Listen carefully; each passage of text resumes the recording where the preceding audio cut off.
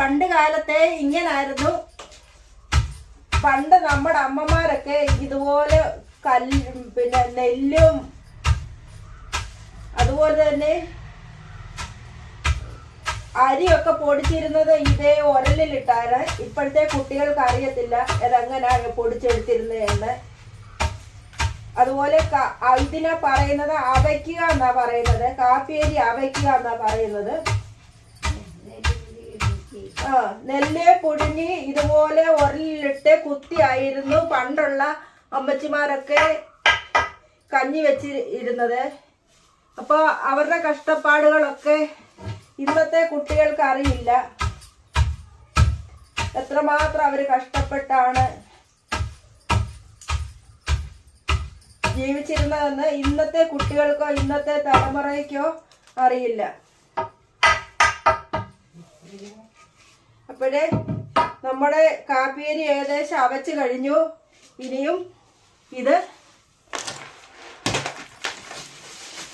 പാറ്റി എടുക്കാം.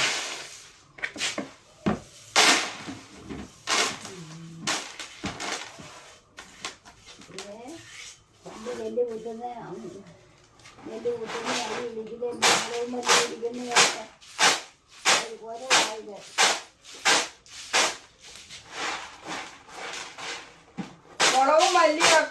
മുളകും മല്ലിയും ഒക്കെ വറുത്താണ് പണ്ട് പൊടിച്ചിരുന്നത്.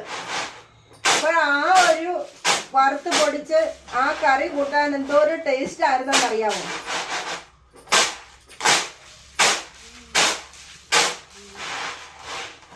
പ്രത്യേക ടേസ്റ്റ് ആയിരുന്നു അന്നത്തെ കറിക്കുമൊക്കെ. ഇത് കറി വെച്ചാൽ കറിയാന്നുള്ള നിറവും കാര്യവുമേ ഉള്ളൂ, പക്ഷേ ഗുണമൊന്നുമില്ല. ഇപ്പോഴേ ഇത് പാറ്റി പരക്കി ഇനിയും നമുക്ക് ഉള്ള കാപ്പിയരി ഒന്ന് വറുത്ത് പൊടിക്കണം. ആ പൊടിക്കുന്ന വീഡിയോയും ഉൾപ്പെടുത്തുന്നുണ്ട്. ഇപ്പോഴേ ബാക്കിയായിട്ട് നമുക്ക് അതും കാണാം. ഇപ്പോഴേ ഇതിൻ്റെ അരിയെല്ലാം തിരിച്ചെടുത്തിട്ട് ഞാൻ വീണ്ടും കാണിക്കാം.